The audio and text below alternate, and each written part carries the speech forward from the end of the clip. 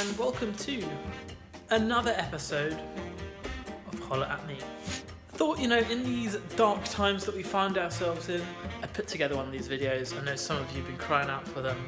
So here we are. This week we're going to be looking at Grudzinski's Edgware Chollah. Not to be confused with Grudzinski's Golders Green. We've been down that road. So we're going to be looking at the appearance of this bread, the texture, the taste, and most importantly, the Jewishness of the bread. How Hamish is this bread and the Yiddishkeit that it brings to the taste. So those are very important categories, so let's crack on. So, appearance. It's a massive chollah.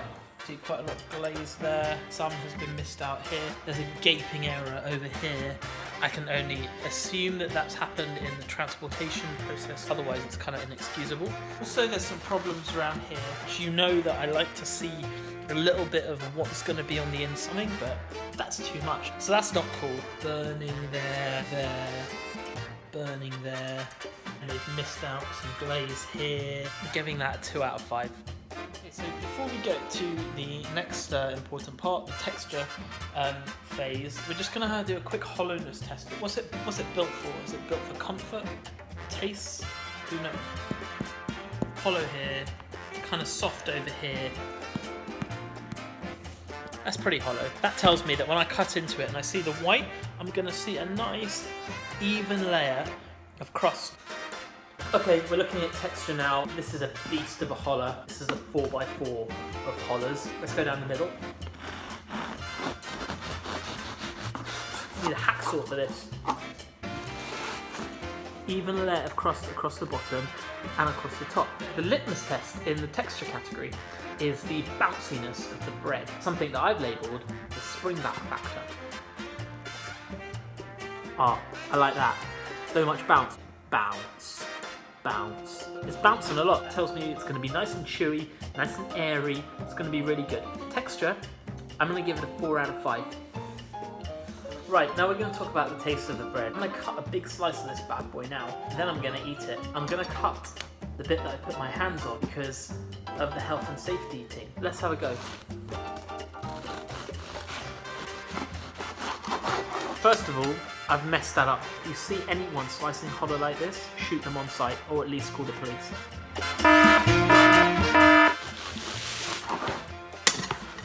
That's a mensch of a slice, that's what I'm talking about. So, it's a bit of the Costco salt.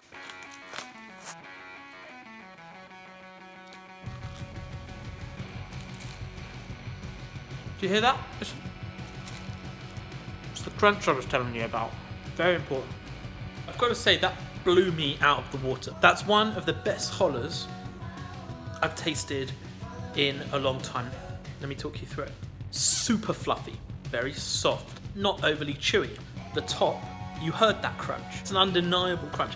So I've got the crunch of the bread mixing with the white. The white wasn't too sweet. Very nice. 5 out of 5 for taste. I love that. Okay, so the final category then, the Jewishness of this bread. Well, this bread comes with a bit of a story this week. So obviously with the difficult times going on at the moment with the coronavirus, everyone's confined to their houses. Our road, they're brilliant, a really good community spirit. And someone has volunteered this week to go and get and order all the chollahs for the whole road. Even for the non-Jewish people, he sent them a WhatsApp message being like, here's what a chollah looks like, do you want one? What a mensch, that's a nice thing to do. Yes, it's from Grudzinski's Edgware, beggars can't be choosers, also it's actually turned out alright for them.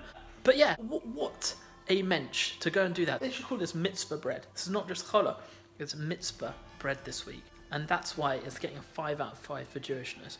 We've never had this on Chollah at Me before, back to back. 5 out of 5. It's 5 out of 5 for taste, 5 out of 5 for Jewishness, right? This can be right up there at the end of this process, whenever that ends, probably never, as a potential winner. We'll see how we get on next week. Everyone stay safe. Stay in your bloody houses, for God's sakes. listen to what Boris is saying, but probably don't go near the people that he's going near, because he's ill now as well. And stay in your homes. Thank you. Have a good one.